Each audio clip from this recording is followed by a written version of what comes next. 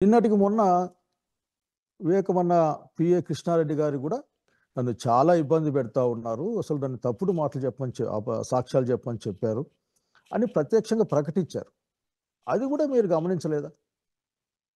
So మీరు అడిగేది ఒక్కటే, చట్టం ఉంది, ఒక నిష్పక్షపాతమైన విచారణ జరగాలి అని కోరుకోవడంలో తప్పేం లేదు.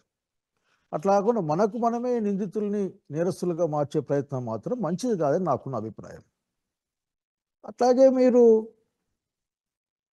ఇంకా అనేక అంశాలు ఎప్పుడైతే ఇబ్బంది వస్తుందో, ఇబ్బంది వచ్చినప్పుడు ఆ మిథున్ రెడ్డి గారిను లేక అవినాష్ రెడ్డి గారిను మీరు ఒక విధంగా అట్లా కార్లు చేసే ప్రయత్నం చేస్తారు. ఇవన్నీ కూడా అసలు కరెక్ట్ కాదండి. ఎందుకంటే నేను మిమ్మల్ని అసలు ఇట్లా మాట్లాడాల్సి వస్తుందని అనుకోలే. మీరు ఇంకో మాట మాట్లాడుతూ ఇంకో మాట మాట్లాడారు. ఏం మాట్లాడారంటే, నా గురించి మాట్లాడుతూ అక్కడ అధికారం లేదు, డబ్బులే ఉన్నాయి, డబ్బుల కోసం పోయాడేమో శైలజనాథ్ అని చెప్పారు మీరు. నేను చాలా బాధపడ్డాను. అసలు ఇటువంటి మాట వినిపించాల్సి వస్తుందని అనుకోలే ఎప్పుడు కూడా. అక్కడికి నా చాలామంది సన్నిహితులు నాకు ఫోన్ చేసి ఈ విధంగా మాట్లాడుతూ ఉన్నారు. ఏంటంటే, షర్మిల గారు తెలంగాణలో పార్టీ పెట్టారు కదా, అట్లాగే మూసేశారు కదా, తెలంగాణ కాంగ్రెస్ పార్టీలో పనిచేద్దాం అనుకున్నారు కదా, మరి ఆంధ్ర కాంగ్రెస్ పార్టీకి వచ్చారు కదా, మరి దీని వెనక డబ్బులు వ్యవహారం ఏమైనా ఉందా అనే విషయంగా మాట్లాడారు. ఎందుకంటే మీరు డైరెక్ట్గా డబ్బుల విషయం మాట్లాడారు కాబట్టి. నేను ఒక మాట చెప్పాలనుకుంటా ఉన్నా, రాజకీయాలంటే డబ్బులు కాదు, రాజకీయాలంటే అధికారం కాదు, రాజకీయం అనేది ఒక ఫిలాసఫీ. ఈరోజు ఎన్డీఏ ప్రభుత్వాలకు వ్యతిరేకంగా, అట్లాగే వాటి యొక్క భావజాలానికి వ్యతిరేకంగా నిలబడాలనుకునే అలాంటి వాళ్ళు ఉంటారు. దీన్ని మీరు అసలు మాట్లాడడమే అనవసరం, కానీ మీరు మాట్లాడే ప్రయత్నం చేశారు. అరే, మీకు అసలుకి ఈ డబ్బు భాష తప్ప ఇంకో భాష మీకు తెలీదా?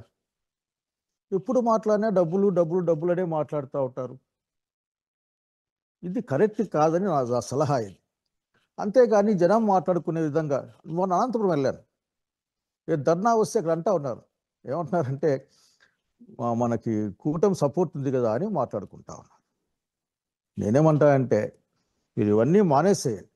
ప్రస్తుతం మీరు కాంగ్రెస్ పార్టీ అధ్యక్షురాలుగా ఉన్నారు, ఆ గౌరవంతో మాట్లాడుతూ ఉన్నాం మీ పట్లనే. మీరు ఆంధ్రప్రదేశ్ ప్రజానీకాన్ని ఎన్డీఏ విధానాలకు వ్యతిరేకంగా, అట్లాగే చంద్రబాబు నాయుడు గారు చేస్తున్న అనేక ఆర్థికమైన అంశాలకు, ప్రజా వ్యతిరేకమైన అంశాలకు వ్యతిరేకలు ఇవ్వడాలి. అట్లాగే ఎన్డీఏ ప్రభుత్వం యొక్క ప్రజా వ్యతిరేక విధానాలను మీరు ఎదుర్కోవాల్సిన అవసరం ఉంటుంది. ప్రతిపక్షాన్ని కాదు, చాలా గట్టి గొంతుతో మాట్లాడతారు మీరు.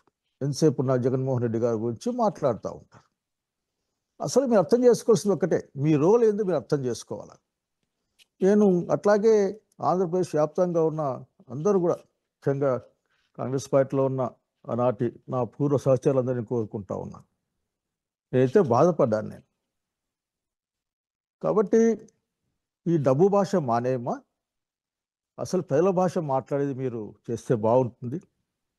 మీరు ఎప్పుడు వచ్చినా సరే విజయవాడకు అదేదో ప్రభుత్వాన్ని విమర్శించడం కాకుండా ప్రతిపక్షాన్ని విమర్శించే కార్యక్రమానికి వస్తారని ప్రజలే మాట్లాడుకుంటా ఉన్నారు. నాకు తెలిసిన వాళ్ళు కూడా, మీ దగ్గర ఉన్న వాళ్ళు మాట్లాడుకుంటా ఉన్నారు. ఇది ఎవరికీ మంచిది కాదు. అట్లాగే ముందు నేను ఇంకొక సింపుల్ విషయం చెప్పాలనుకుంటున్నాను, బాగా గుర్తుపెట్టుకోండి. పాలిటిక్స్ అనేది ప్రజల కోసం చేస్తాం, ఫిలాసఫీ కోసం చేస్తాం. ఆ క్రమంలో ఆఖరికి ఆ ప్రయాణంలో ఏమైనా పదవులు వస్తాయి, పోతాయి. అంతేగాని వాటి కోసమే రాజకీయాలు మనం చేయమన్న సంగతి గుర్తుపెట్టుకొని కోరుతా ఉన్నా. డైవర్షన్ పాలిటిక్స్లో మీరు, రాష్ట్ర ప్రభుత్వం లేక వాళ్ళ యొక్క డైవర్షన్ పాలిటిక్స్లో మీరు భాగం కావద్దని నేను కోరుకుంటా ఉన్నా. అట్లా అనిపిస్తుంది జనానికి, ఆ విషయం మీరు గమనించాలి ముందు. కాబట్టి ఈ రోజున వివేకమన్న మరణం సంబంధించిన కేసైనా లేక అనేక మిగతా అంశాలైనా సరే, ఈరోజు అధికారంలో ఉన్నారు, కేంద్రం అధికారంలో ఉంది, దాంట్లో నిజానిజాలు తేలాలి. అందరూ కోరుకుంటా ఉన్నాం. ఒక అమాయకుల్ని లేకుంటే ఒకరిని ప్లాన్ చేసి దానికి ఇరికించాల్సిన అవసరం లేదు. నేను అడిగేది ఒక్కటే, దయచేసి ఇప్పటికైనా సరే మీరు ఆంధ్రప్రదేశ్ రాష్ట్రంలో ప్రతిపక్ష నాయకురాలుగా గౌరవ బాధ్యతలు స్వీకరించిన ఈ నేపథ్యంలో ప్రజల కోసం, విశాఖపట్నంలో లూలు మాల్ గురించి మీరు మాట్లాడి ఉండవచ్చు. అట్లాగే రాజధాని నిర్మాణం జరుగుతున్న అనేకమైన అవకతవకల గురించి మీరు మాట్లాడి ఉండవచ్చు. ప్రత్యక్షంగా అక్కడికి పోయి వచ్చి ఉండొచ్చు.